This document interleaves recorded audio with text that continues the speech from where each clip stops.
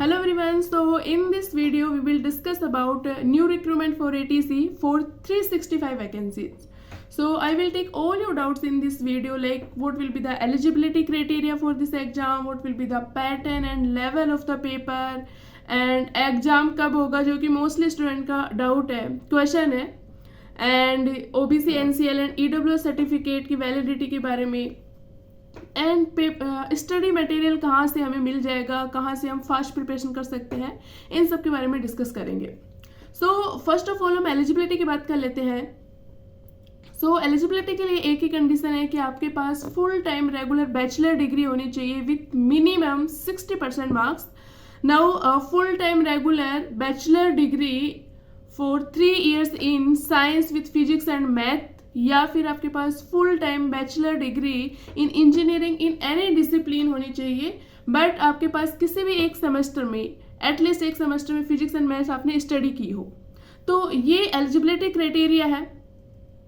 And यदि कुछ students का डाउट था कि they are in final year और final semester, so they are eligible for this exam or not. So it is clearly mentioned in advertisement that कि at the time of document verification आपको final result, final degree and marks sheets of all semester और all year आपको वहाँ पे submit करना होगा. यदि आप वो कर सकते हैं तो आप इस एग्जाम के लिए एलिजिबल है.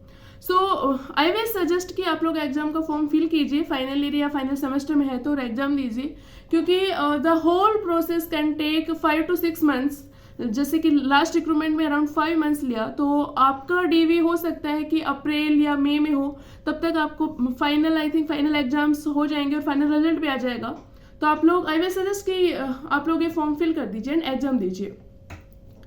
इसके बाद में हम एलिजिबिलिटी के बाद में हम डिस्कस करते हैं OBC NCL and EWS certificate के बारे में. So it is clearly mentioned that candidate have to produce a valid OBC NCL और EWS certificate issued during financial year 2022 and 2023.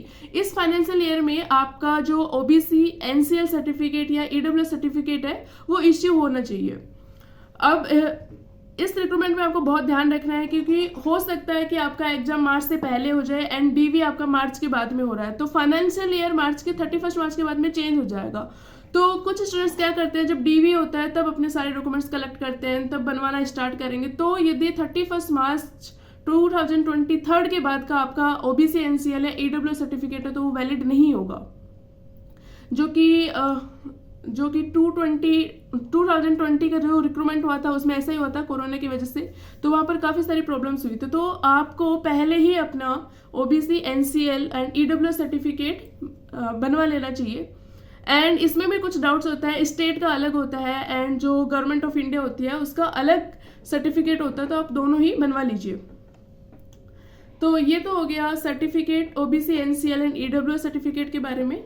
अब हम डिस्कस करेंगे कि मिनिमम एज क्या होनी चाहिए. तो मैक्सिमम एज क्या होनी चाहिए. सो मैक्सिमम एज है 27 years एज ऑन 21 जनवरी 2023. एग्जाम फॉर्म फिल करने की जो लास्ट डेट है वो यही है, एंड एग्जाम फॉर्म जो फिल करना स्टार्ट कर सकते हैं वो 22 दिसंबर से आप स्टार्ट कर सकते हैं.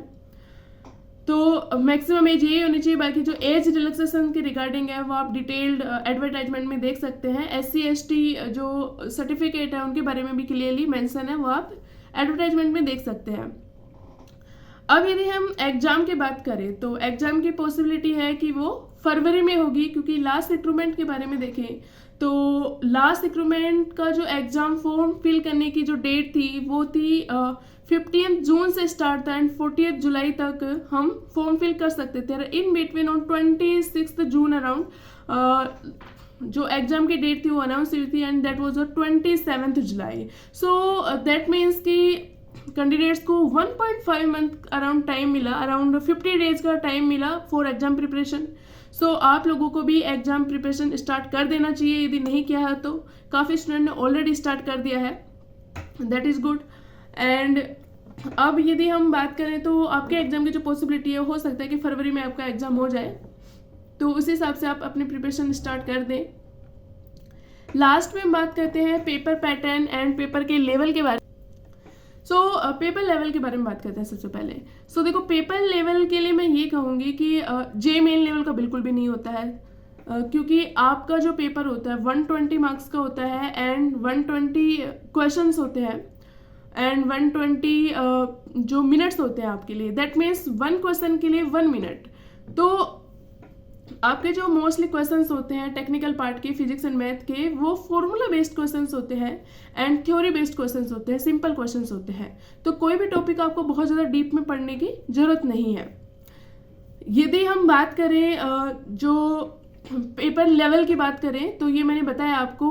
अब आप लोग एक काम कीजिए कि जो लास्ट रिक्रूटमेंट के 3 पेपर हैं, तीनों शिफ्ट के 3 पेपर हैं, तो आप तीनों पेपर को सोल्व कर लीजिए। आपको लेवल का भी आइडिया लग जाएगा एंड क्वेश्चंस का भी आइडिया लग जाएगा कि कौन से चैप्टर से मैक्सिमम क्वेश्चंस आते हैं एंड किस लेवल के आते हैं। अब यदि हम बात करें पैटर्न की बात करें, तो जो पेपर होता है उसमें 2 पार्ट होते हैं, part A and part B. Part A which is non technical part and जिसमें 20 मार्क्स के इंग्लिश के क्वेश्चंस होते हैं, 15 marks reasoning and 15 marks for aptitude and 10 marks for GK. कुछ स्टूडेंट्स ने ये भी पूछा कि करंट अफेयर्स हम कितने मंथ का पढ़ें, तो आई विल एडवाइज कि आप करंट अफेयर्स बिल्कुल भी मत पढ़ो, क्योंकि जो जीके में जो पोर्शन होता है वो हिस्ट्री से भी आता है, ज्योग्राफी से भी आता है और बहुत पुराने क्वेश्चंस भी आ जाते हैं करंट अफेयर्स के। तो आप don't waste time on current affair. I will suggest कि आप अपना एप्टीट्यूड और रीजनिंग स्ट्रॉन्ग कीजिए, क्योंकि जो जीके है उसका वास्ट सिलेबस, आप उसको बहुत ज़्यादा नहीं पढ़ सकते।